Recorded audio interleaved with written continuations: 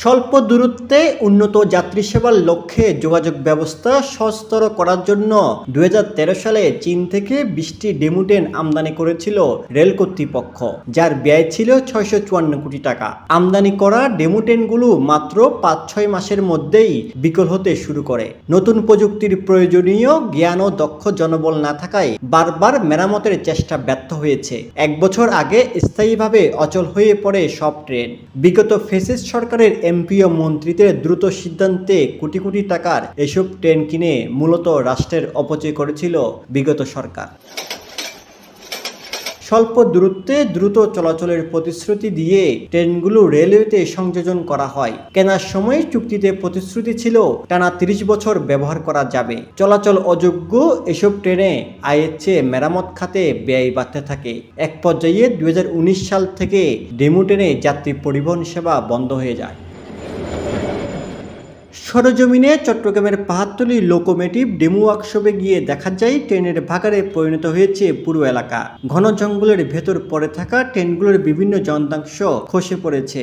দীর্ঘদিন পড়ে থাকায় আগাছায় ঢেকে গেছে ট্রেনগুলো। দেখলে মনে হয় নতুন, তবে বাস্তবে সম্পূর্ণ অকেজো। রেলওয়ের পাহাড়তলী কারখানা থেকে পাওয়া তথ্যে দেখা যায় মেরামত বাবদ 2019 থেকে 20 অর্থবছরে 2,98,33,040 টাকা, 2021 থেকে 22 অর্থবছরে ডেমুর জ্বালানি ও যন্ত্রাংশ কেনা বাবদ 2,46,68,741 টাকা ব্যয় করা হয়েছে। 2 অর্থবছরে 5,45,01,781 টাকা ব্যয় হলেও কোনো কাজে আসেনি। অথচ ট্রেনগুলো একদিন চললে 3 দিন বন্ধ থাকত। চট্টগ্রাম থেকে নাজিরহাট ও চট্টগ্রাম থেকে চট্টগ্রাম বিশ্ববিদ্যালয় রেলপথে চলাচল করলেও বহুদিন থেকে বন্ধ এই ডেমু ট্রেন। বর্তমানে অকেজো অবস্থায় পড়ে থাকা এসব ডেমু ট্রেনের বিষয়ে জানতে চাইলে বাংলাদেশ রেলওয়ের পূর্বাঞ্চলের প্রধান যান্ত্রিক প্রকৌশলী আমাদের সাথে সরাসরি কথা বলতে রাজি হয়নি। হয়ে পড়ে আছে কিভাবে অকেজো হয়ে পড়ে সেটা তো এই মুহূর্তে বলা যাচ্ছে না। এটা বিভিন্ন রকম মেনটেন্যান্স যথাসময় না হওয়াতে। হ্যাঁ, এটা একটু বলবেন ছোট করে যে আমাদের এইটার জন্য আমাদের পরিকল্পনা বা আছে বা কি আপনাদের কোনো পরিকল্পনা নেই?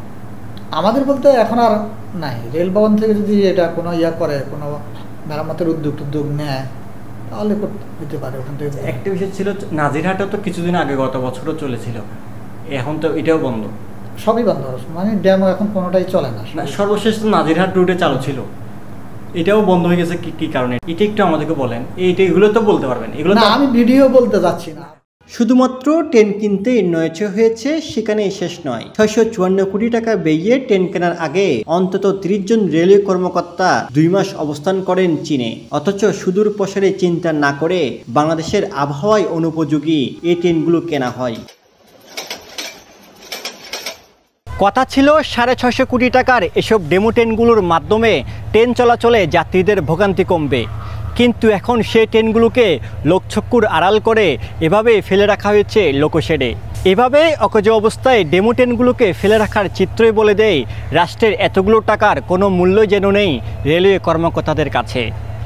জামিউল ইসলাম মামুন, একান্ত টিভি, চট্টগ্রাম।